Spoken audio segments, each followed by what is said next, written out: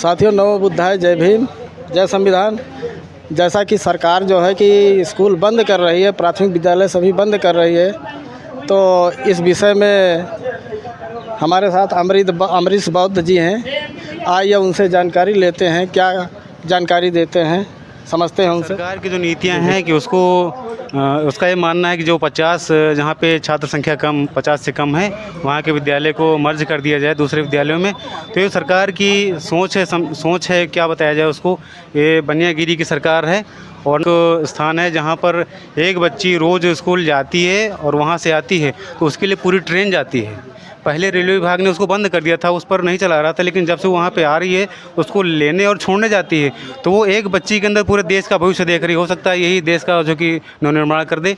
और यहाँ पर हमारी जो सरकार है उसको 50 से कम संख्या हो गई तो उसमें भी देश का भविष्य नहीं दिख, उसको स्कूल बंद करने का काम कर रही है। तो ये बनियागिरी की सरकार है, नफ़ा नुकसान देख रही है, छोटा नफ़ा नुकसान देख रही है, जबकि बड़ा नफ़ा नुकसान के उस छोटे से गाँव स्तर पर पता नहीं कौन सा बच्चा निकल के आ जाए जो देश के लिए पूरा नाम रोशन करे और देश को आगे ले जाए, उद्धार करे देश का। और चूंकि बाल अधिकार अधिनियम में जो धारा जो एक्ट है कौन सा 3 और 4 धारा है उसमें आप देखेंगे तो 1 किलोमीटर के दायरे में स्कूल होना चाहिए और उसी के अंतर्गत ये सारे स्कूल खुलवाए गए थे कि जबकि छोटे छोटे कक्षा 1-2 में पढ़ने वाले नौनिहाल बच्चे इनको बहुत दूर न जाना पड़े।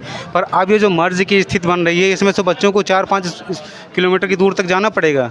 तो ये तो नहीं होना चाहिए। मर्जर वाली व्यवस्था है। यहाँ पर नफ़ा नुकसान न देकर सरकार को विद्यालयों को संचालित करना चाहिए, क्योंकि जो सावित्रीबाई फुले और ज्योतिबा फुले, संत गाडगे बाबा, इन सब का एक मिशन था कि हर घर में शिक्षा हो और गांव के स्तर पर भी लोगों को पढ़ाया लिखाया जाए। और छोटे छोटे बच्चे जो गरीब हैं, जो मजदूरी करते हैं, मेहनत करते हैं, वो दूर तक अपने बच्चों को नहीं भेजना चाहते हैं और नहीं भेज पाएंगे। वो कुछ दिन बाद ऐसा होगा ना कि बच्चे कुछ अनपढ़ और शिक्षित रह जाएंगे।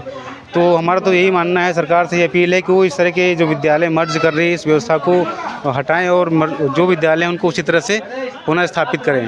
अभी जो सरकार को संबोधित ज्ञापन दिया गया है शिवगढ़ खंड विकास अधिकारी जी को, इस बारे में आप क्या कहें? उसके माध्यम से भी मुख्यमंत्री जी को ज्ञापन दिया गया है और महामहिम राष्ट्रपति जी को ज्ञापन दिया गया है। तो आपसे अनुरोध है, महामहिम राष्ट्रपति से अनुरोध है और मुख्यमंत्री माननीय जी से अनुरोध है कि इस जो मर्जर की व्यवस्था है इसको हटा करके जो विद्यालय से संचालित हो रहे थे उनको उसे ही संचालित होने दीजिए। कि गांव के जो छोटे छोटे नौनिहाल बच्चे हैं वो उन्हें दूर तक रास्ता सफ़र तय करने में दिक्कत होगी। और ये जो RT एक्ट है उसका एक उल्लंघन भी है जो मर्जर की व्यवस्था की जा रही है। तो ये संविधान का उल्लंघन ना करके विद्यालयों को पुनः उसी तरह संचालित किया जाए, ऐसी हम लोग की मांग है। धन्यवाद।